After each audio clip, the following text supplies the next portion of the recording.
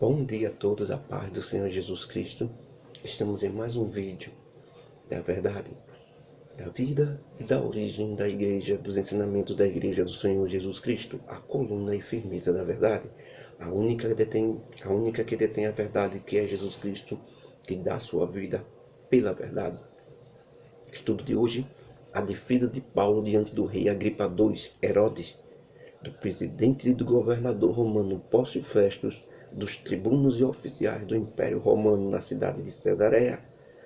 E o impacto da palavra de Deus é fulminante, que pode até demorar, mas terá os seus objetivos. Em nosso último estudo, que nós vimos no nosso vídeo, irmãos, da verdade, da vida e da origem dos ensinamentos da Igreja do Senhor, nós vimos o presidente e governador de toda a Judéia, Pórcio Festo, reunir as autoridades que estavam com ele ali na cidade de Cesareia para fazer um julgamento com Paulo, o prisioneiro, apenas para ele ter e descrever as acusações que iria juntar com o apóstolo, com o prisioneiro Paulo, para enviar ao imperador romano Nero César. Por isso, ele tirou os religiosos, tirou a religião e fez um julgamento ali entre o poder político e o poder militar na Judéia. Poder político, que era o rei Herodes, colocado pelo imperador romano, rei de toda a Judéia. E o poder militar, que era ele, o governador Pórcio Festus, colocado pelo imperador Nero César. Sem a influência da religião. Então reuniu todos ali para ter alguma coisa que informar quando enviasse Paulo até o imperador. O rei Agripa, junto com Berenice, sua irmã, em seu tribunal na cidade de Cesareia, chegou até ali com muito aparato militar. O rei Agripa II, da família de Herodes, entrou no auditório com muitos tribunos e oficiais romanos e os principais homens de poder da cidade de Cesareia. Então o governador Pórcio Festo dá ordem para trazer Paulo e o coloca bem no meio deles e diz a todos os presentes ali no auditório, aponta para o rei Agripa e diz: Rei Agripa e todos os senhores que estão aqui presentes conosco, aqui está um homem de quem toda a multidão dos judeus tem falado muito mal, tanto lá em Jerusalém como aqui na cidade de Cesareia, e dizem ainda mais que não é bom deixá-lo com vida. Mas eu, governador Festo, examinando esse homem, não encontrei nada que justifique tal atitude dos judeus, a morte dele. E ainda mais, Paulo é cidadão romano e apelou para o imperador César. Então, com certeza, pela lei romana, devo enviá-lo ao imperador. Mas, senhores, estou com um problema. Tenho que escrever alguma coisa grave que justifique a ida de um prisioneiro para ser julgado pelo próprio imperador. O crime deste homem tem que ser muito grave. Eu tenho que escrever algo que justifique essa viagem toda. O grande problema é que não encontrei neste homem crime algum que justifique o envio dele a Roma. Então, não sabendo o que escrever na carta que terei, o documento que terei que enviar até o imperador, eu trouxe agora ele diante de vocês, juízes, e principalmente perante ti, ó rei Agripa, sem a interferência da religião ou dos líderes religiosos, para ver se realmente encontro algum crime neste homem. E depois que vocês o interrogarem, irei analisar algo que escreverei na carta que tenho que enviar ao imperador. Porque me parece algo sem noção enviar um prisioneiro diretamente para o imperador, sem ser julgado aqui, mas que é cidadão romano e imperou e apelou para o imperador, enviá-lo essa viagem todinha até lá e não ter o que acusar. As acusações precisam colocar algo, senhores. Então, irmãos, logo depois do rei Agripa, logo depois, Pórcio Festo se senta e o rei Agripa diz a Paulo: a partir de agora, Paulo, tu tens toda a liberdade para te defender e nós te escutaremos. Então o apóstolo Paulo, estendendo as mãos em sua defesa, disse: tenho-me por feliz, ó rei Agripa, de que perante ti eu tenho a oportunidade de me defender hoje de todas as coisas que sou acusado pelos judeus, exatamente sabendo eu que tu tens conhecimento de todos os costumes e questões que há entre os judeus, o nosso povo. Por isso, te rogo que me ouças com paciência quanto à minha vida, desde mocidade, desde jovem, como eu cresci desde menino até chegar a adulto, no meio do meu povo judeu israelita, na minha nação, fui super religioso, e em Jerusalém todos os judeus a conhecem, sabendo de mim desde o princípio. Se eles quiserem testificar e dizer a verdade, confirmarão isso que eu vou dizer agora. Eu era o mais religioso que tinha, que conforme a mais severa seita da nossa religião judaica, eu cresci e vivi fariseu, que é uma das divisões da religião judaica, como também em todas as religiões do planeta tem divisões, discórdias e blasfêmias. Mas agora,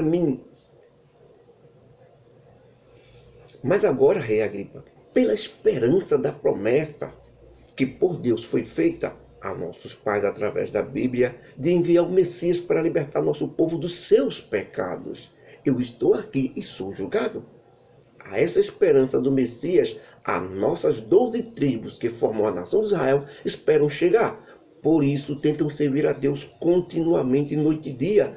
Por esta esperança, ó rei Agripa, eu sou acusado pelos judeus. Mas por que isso? Porque estou aqui? Por que julgar-se coisa incrível entre vós? Que Deus ressuscite os mortos? Bem tinha eu imaginado, rei Agripa, que deveria defender minha religião acima de tudo. Eu pensava que isso era a vontade de Deus, mas a religião me enganou, como fazem todas as religiões. E em vez de fazer a vontade de Deus, eu lutei contra a vontade do próprio Deus. Pois contra o nome de Jesus Cristo Nazareno, a religião me ensinou que eu devia praticar muitos atos. E que o que eu fiz com muita força, defendi a religião com minhas forças, na força e na marra. E persegui, maltratei e matei todos os seguidores do Mestre Jesus Cristo que eu pude encontrar, sem saber que a própria lei de Moisés, a Bíblia Sagrada, que esse Jesus Cristo é o Messias enviado de Deus, que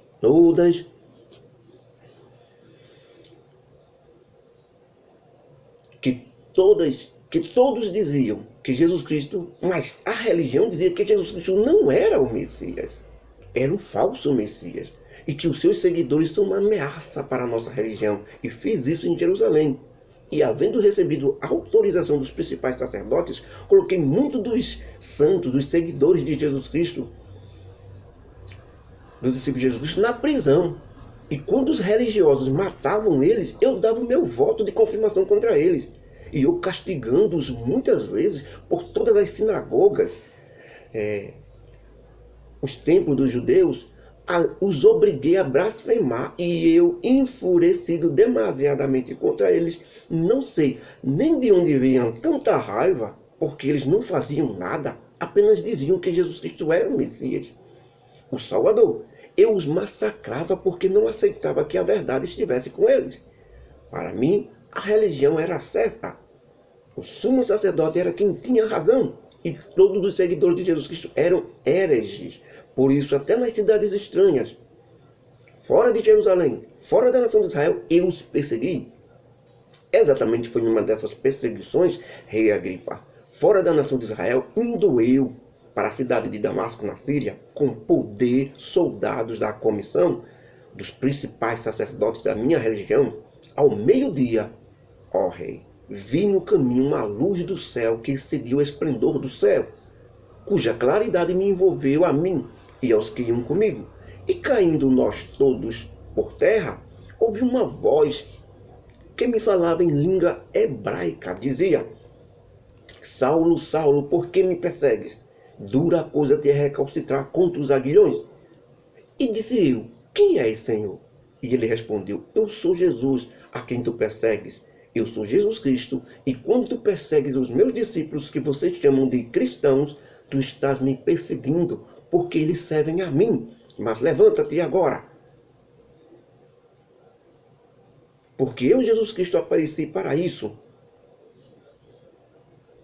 para te mostrar que estás lutando do lado errado. Você, Saulo, será uma grande testemunha minha das coisas que viste, como das coisas que ainda aparecerei para te mostrar. Vou te livrar deste povo religioso judeu e também do poder militar romano. Te livrarei somente o tempo necessário para tu dizer a todos as coisas a quem agora estou te enviando, para que tu digas a eles tudo o que aprendeste, que eu, Jesus Cristo, sou o Messias e a luz do Evangelho, o Salvador do mundo, para que assim eles se convertam das trevas religiosas para a luz do Evangelho, para que saiam do poder de Satanás e entrem no poder de Deus, para que só assim recebam perdão dos seus pecados e a herança daqueles que são santificados pela fé em mim, Jesus Cristo.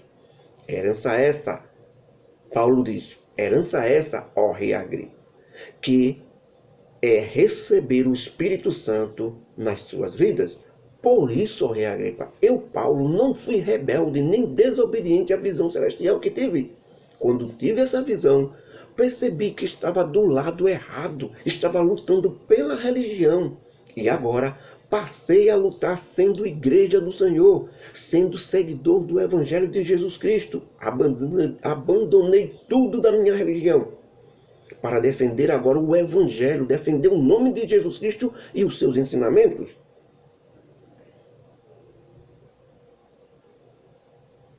E não perdi tempo para consertar tudo de errado que tinha feito na religião, rei Agripa. Comecei logo ali na cidade de Damasco, na Síria, a pregar o Evangelho Salvador, Jesus Cristo. Depois fui para Jerusalém e por toda a Judéia. E todos que não são judeus também no mundo inteiro, conhecido, dominado por Roma, dizendo a todos que endireitassem, se entregassem para Deus, aceitando Jesus Cristo como Salvador. Essa é a única obra digna de arrependimento. Por esta causa, de dizer que Jesus Cristo é o Salvador dos homens, o Salvador, o limpador dos seus pecados. Os judeus religiosos tentam me matar, eu, Paulo, mas consegui o socorro de Deus até o dia de hoje. Permaneço pregando Jesus Cristo tanto a homens pequenos e a pobres, que não tem nada na vida, como a grandes e ricos, reis como tu, ó rei Agripa. Prego a mensagem que é a mesma, que Jesus Cristo é o Salvador de todos os homens e que ele, Jesus Cristo, devia morrer em Jerusalém e ressuscitar dos mortos para perdoar os nossos pecados e nos dar o direito à salvação do inferno, como profetizaram todos os profetas da lei de Moisés, os profetas da Bíblia. E Jesus Cristo, sendo o primeiro a ressuscitar, devia dar luz ao nosso povo, os judeus, e também a todos os povos que não são judeus, exatamente como diz a Bíblia, como diz os profetas e como diz a lei de Moisés também. E dizendo Paulo estas coisas na sua defesa, encerrou a sua defesa diante do tribunal. E o governador Pórcio Festo, vendo em Paulo uma autoridade que ele nunca tinha visto antes, todos irados se levantaram e disse: "Estás louco, Paulo? Você estudou demais, está delirando com fantasias. Não estás no teu juízo correto, Paulo? Como pode um homem só morrer por toda a humanidade? Isso é um absurdo." Paulo, muito calmo e sereno, responde ao irado governador Festo e diz: "Eu não estou delirando, ó potentíssimo Festo. O que estou falando são palavras corretas de uma mente equilibrada, abastecida de uma verdade absoluta, que ninguém consegue derrubar, porque temos aqui diante de nós o rei Agripa, e ele sabe muito bem essas coisas que falo, pois conhece a nossa religião e os nossos costumes. E eu não acredito, verso, que nosso rei Agripa, o rei de toda a Judéia, não saiba nada dessas coisas que falo, porque todos os acontecimentos que falei sobre Jesus Cristo não aconteceram em outro lugar do mundo, não. Aconteceram aqui mesmo, em Jerusalém, na cruz do Calvário, no Monte Caveira, da banda de Jerusalém." E Paulo, olhando para o rei Agripa agora, disse: "Tu acredita nos profetas da Bíblia, rei Agripa? Tenho certeza que você crê." Então o rei Agripa, abalado com tudo aquilo, com aquela pregação de Paulo, palavras de impacto poderosas que já tinham atingido o governador Festus, por isso ele ficou irado. Atinge agora o rei Agripa Herodes. E pela primeira vez Agripa responde a Paulo e diz: "Só mais um pouquinho de tempo, Paulo, e tu queres que me torne cristão? Porque se demorar mais é isso que vai acontecer. Queres me fazer um seguidor de Jesus Cristo?" E Paulo, com muita autoridade, na hora responde ao rei Agripa: Queria Deus, rei Agripa, que usando o direito de livre escolha, por pouco ou por muito, não somente tu, mas também todos quantos hoje estão aqui me ouvindo, se tornassem como eu, seguidores e discípulos do Mestre Jesus Cristo, Salvador de todos os homens, e também seguidores do seu Evangelho, que a única diferença entre mim e vocês fosse só essas algemas que eu estou e que vocês não têm. E quando Paulo diz isso, irmãos, todos eles ficaram em impacto com essas palavras. O governador Festo, o rei Agripa, a irmã do rei Berenice e todos os oficiais, tribunos e poderosos, além de Cesareia, que estavam com eles, sentados, se levantam e se reúnem separadamente e dizem baixinho, sem Paulo escutar: este homem nada fez digno de morte e nem mesmo de estar preso. Então o rei Agripa encerra a sessão dizendo ao governador Pórcio Festo: este homem deveria ser solto imediatamente, mas infelizmente ele apelou para o nosso imperador Nero César e terá que ir para Roma. Irmãos, não se sabe ao certo, só Deus sabe, quantos ali que estavam naquele julgamento se converteram depois para o Senhor Jesus Cristo, porque a palavra de Deus é viva e eficaz, que penetra até a divisão da alma e do espírito e é apta para discernir as intenções e os sentimentos do coração. E assim Paulo prossegue sua missão que Jesus Cristo falou a ele, de pregar tanto a pobres como a ricos, tanto a soldados como a capitães, tanto a reis como a imperadores. Que a graça do nosso Deus, o amor de Jesus Cristo e as consolações do Espírito Santo estejam conosco hoje e para sempre. Amém. Esse nosso estudo está no livro de Atos dos Apóstolos, capítulo 26, versículo 1 a 32. Que a graça de Deus esteja conosco, irmãos. Que o Senhor nos ajude a ser como Paulo, acima de tudo, defender o Evangelho, Jesus Cristo e seus ensinamentos. Quem defende sua religião não defende o Evangelho. Ninguém precisa defender religião a não ser os religiosos, a não ser os que amam a religião. Você e eu fomos colocados para defender o Evangelho. Se a religião ou a denominação estiver dentro do Evangelho, está sendo defendida também. Ela tem que estar dentro do Evangelho, a denominação evangélica. Você não tem que defender a denominação. Você tem que defender o Evangelho, os ensinamentos de Jesus Cristo. Porque na hora em que você defender os ensinamentos de Jesus Cristo, você automaticamente estará defendendo a denominação evangélica. Então, quem defende a denominação evangélica antes do Evangelho, não está fazendo nada, não está fazendo nada para Deus. Está fazendo para si mesmo e para os seus dirigentes e para a denominação. Que Deus em Cristo nos abençoe. Amém.